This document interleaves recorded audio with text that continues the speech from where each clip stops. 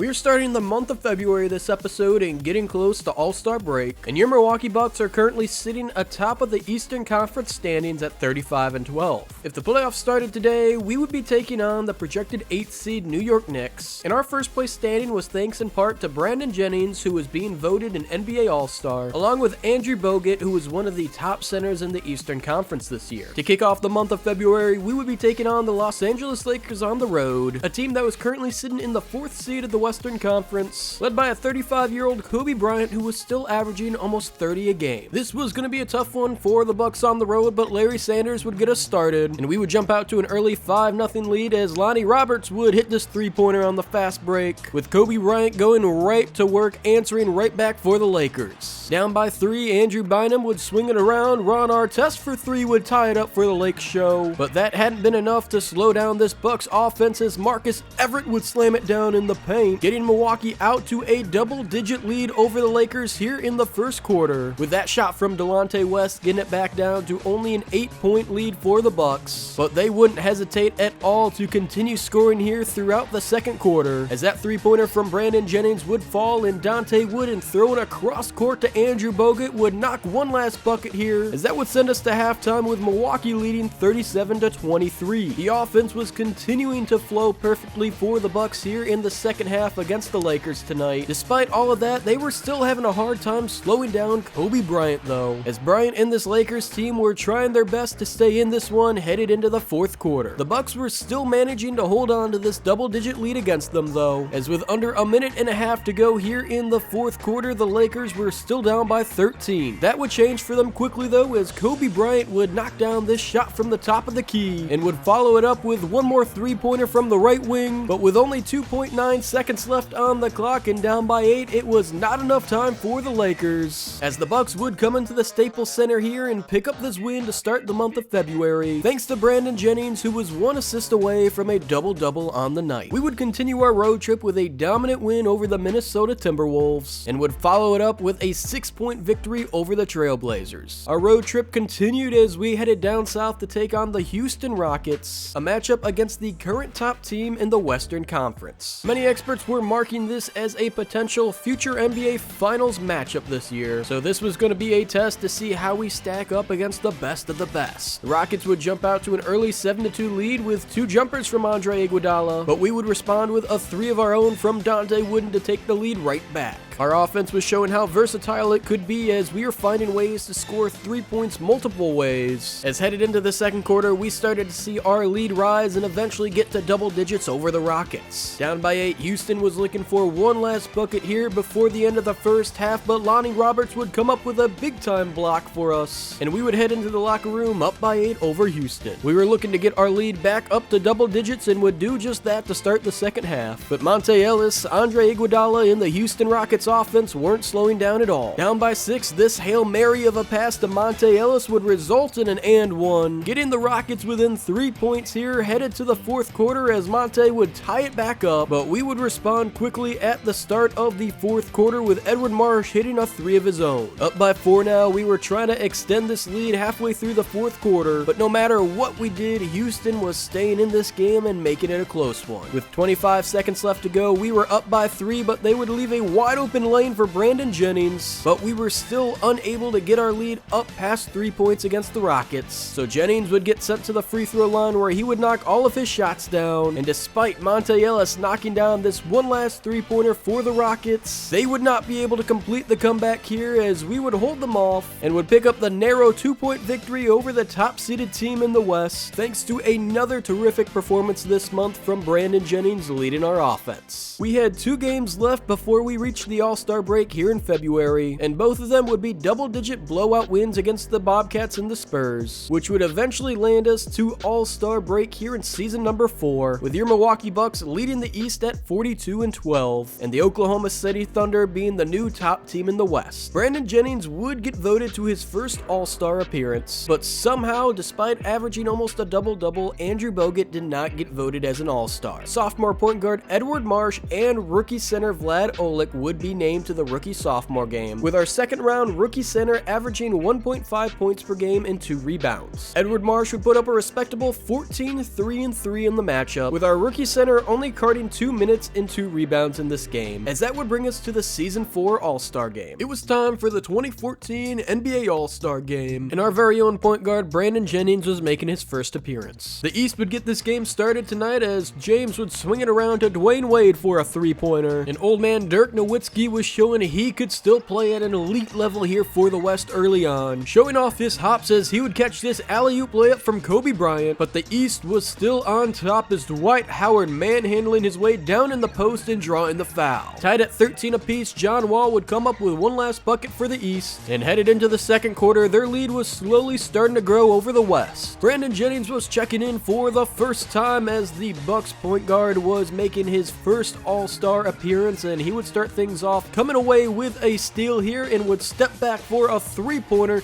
That would be off the mark though, but Brook Lopez coming down with the rebound and Tyrus Thomas drawing the foul. A bit of a wild possession there for the Eastern All-Stars, but Brandon Jennings would make up for it with a 3-pointer the next possession, and that would give his team a 3-point lead headed into halftime. This looked like it was going to be a competitive game down to the wire as Kobe Bryant would get things started for the West, tying it up at 27 apiece with that 3-pointer, and then Chris Paul for the lead. And what was once a 4-point deficit was now a 5-point lead for the West. The East All-Stars now were playing from behind at the start of the fourth quarter as they were having a tough time slowing down Kevin Durant from beyond the arc as he would hit back-to-back threes for the West to put them up by 7. Up by 9 with less than a minute to go, Chris Paul had a chance to extend this lead to double digits, and he would do just that by hitting both of his free throws. There would be not enough time for the East to complete the comeback as this shot from James was off the mark, but he'd fire again for one last 3. But the West would ultimately get the victory here, 59-50 over the East, with Dirk Nowitzki getting Player of the Game awards with 16 points on the night, and Brandon Jennings only getting 1 minute in the entire game with 3 points. After All-Star break, we would win our next 3 games in a row and could finish the month of February undefeated with a victory here against the Hawks on the road. Jordan Crawford would get things started with a bang for the Hawks here in their first possession, driving the lane, drawing the foul, and converting on the free throw.